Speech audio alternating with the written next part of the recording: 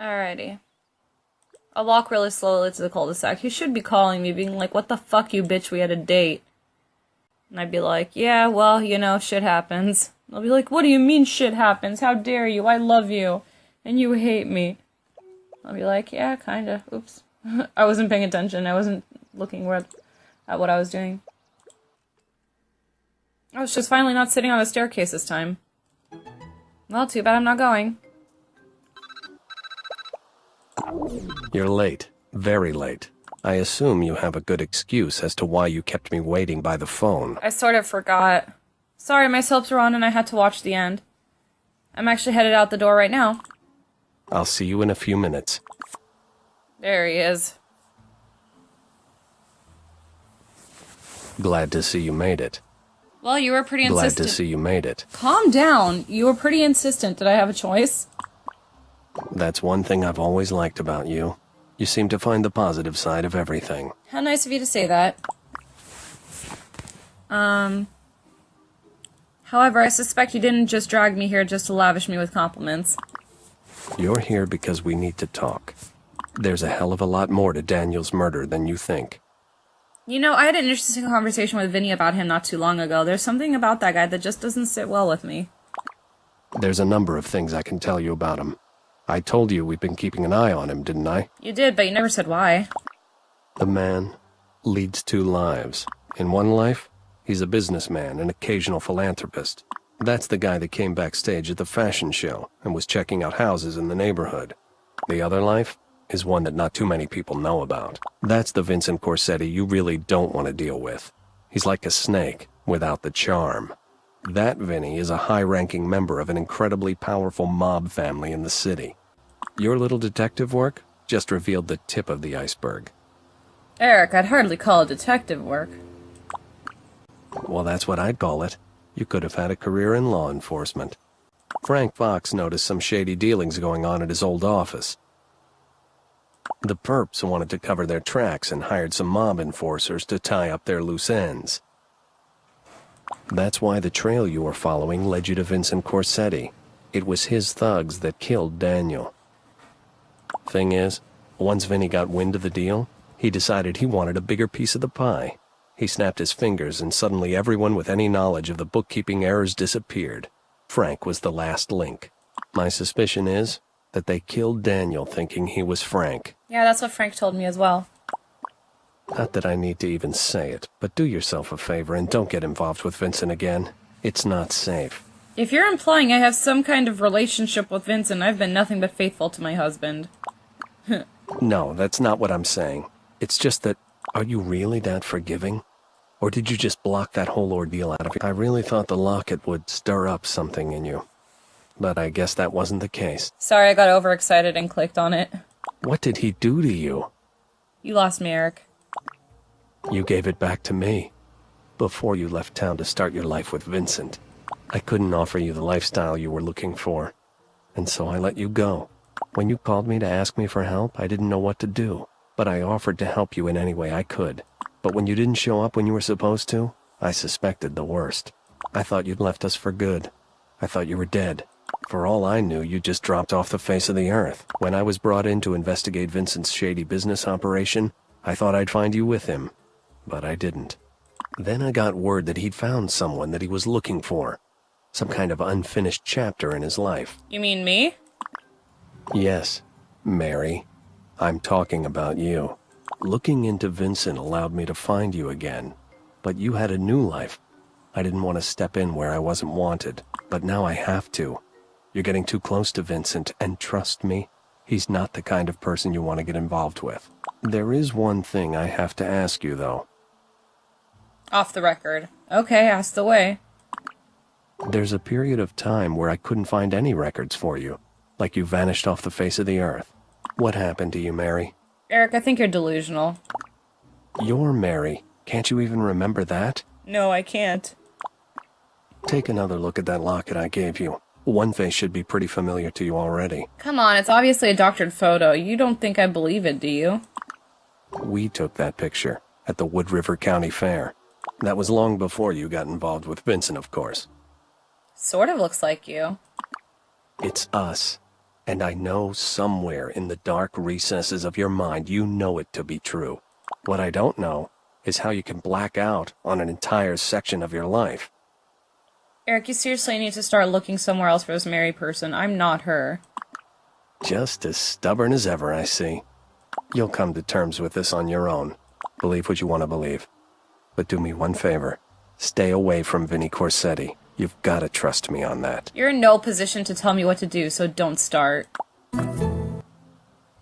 I didn't leave things on good terms. That's sad. And then I have to fill in Frank. But first, let's see if the girls ever get back to me. That must be them. Hello, neighbor. Bree, what a pleasant surprise. Did you need something? Hey, Bree. Hi, Bree.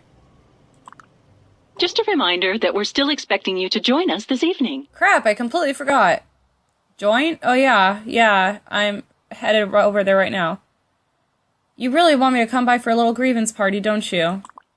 Well, it is the proper thing to do, isn't it? It's times like these where we all have to stick together. Appetizers will be served in 10 minutes. Don't be late. I'll be there as soon as I can, Bree. I'm headed home right now to change. I'm sorry, Bree, but crying my eyes out while intermittently stuffing my face with mushroom tarts doesn't sound like a load of fun. Have fun with your little party. Bye. I wonder if she'll call me again. Being like, well, the party's over because my parties only last 20 minutes. She has to call me again. I'm sure she will. Oh, damn, that car almost ran me over.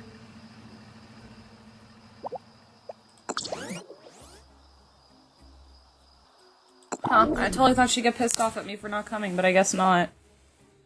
Guess they don't care. Cool, I went up a garden level.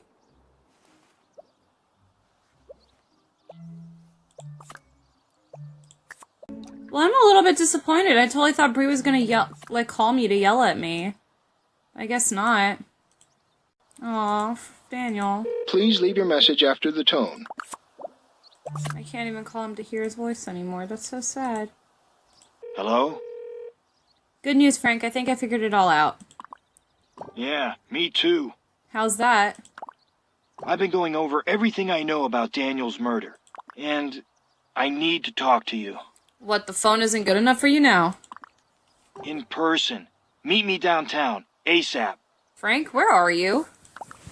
I'm on my way now. If you leave right now, we should get there at the same time.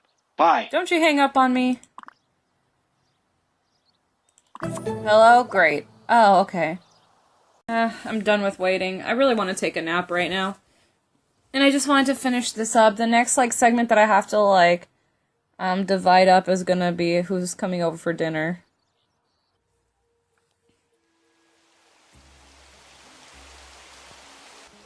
Glad to see you finally made it. It's good to see you made it here, and in one piece, no less. So, now that you're here, we need to talk. Sure, this is everything I know. Mike was at Susan's on the night of the murder. Carlos Solis was in his home that night as well. My son and his date Danielle saw someone flirting with a car in front of the Scava home. At first I thought it was Lynette. But when I talked to her, she said it was actually Gabby that Nick Carter saw. When I returned to verify with her, she told me that she'd given directions to strangers in a car, and it turns out those strangers were looking for directions to your house. They were the ones that killed Daniel. What's more, those assailants had definite ties to Vincent Corsetti. He's our man. So tell me what's so important that we couldn't talk on the phone. Whatever. We're here now. We'll talk now. So, I've been piecing together the evidence. There was a lot going on the night Daniel died. The Solises, the Scavos, the Vandy camps, even your son was out that night. And don't forget Mike. One thing we know for certain is that 2 people were up to committing murder.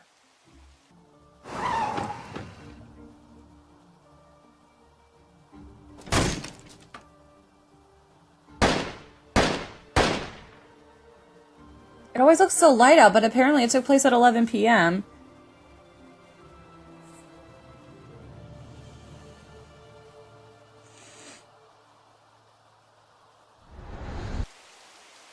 What are you doing? Yes, luckily we have the contact information for one of them. Sure, we have some evidence, but we're not done yet. Honestly, Frank, at this point, I think we should tell the police what we know and let them do their job. No, we can't do that. We don't know what could happen. Yes, we do. They'd arrest the people responsible, so what's there to think about? You don't realize how deep this goes. I thought I could get away from them. I thought if I moved and kept to myself, they'd never find me. I mean, I couldn't even find Fairview on a map. How the hell did they find me? Apparently that fashion show got some major press because of your brother's involvement. Poor Daniel, he was just trying to do some good for Fairview and look what happened. I know. It's all my fault. I should have told him. There's nothing you can do about it. Now your job is to help me figure out how to get the guilty party in jail where they belong. I think now's the time we do something. But I don't know where to start. There's still one thing that's bothering me. How did that Leo guy know Vincent Corsetti of all people? It doesn't add up. When you think about it, Frank, it actually makes perfect sense. You've been holding out on me? Before I talked to you, I spoke with ERIK Larson, you know, the investigator guy? Vincent Corsetti doesn't have ties to the mob. He is the mob. Over the years, he's ascended to the head of the family. He's untouchable. ERIK and his department in the FIB have been trying to build a case for a while, but haven't been able to. It was convenient timing when he showed up, wasn't it? Just when things started to get fishy. Yeah, right around that time. All right then. It's up to me to make the next move. And what's that? We'll find out soon enough.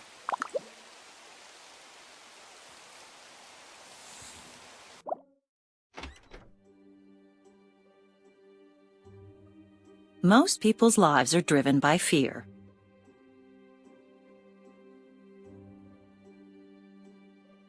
Fear of hidden dangers,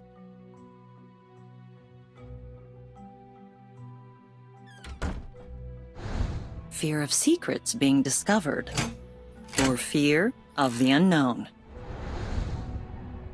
But sometimes, what we think may be a demon lurking in the shadows turns out to be merely our guardian angel in disguise. There are people who spend a lifetime earning the respect and admiration of their peers and neighbors.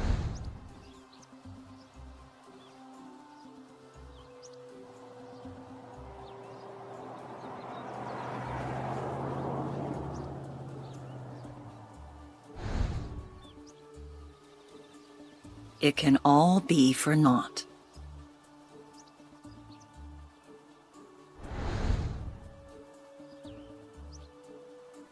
When one's decency is called into question.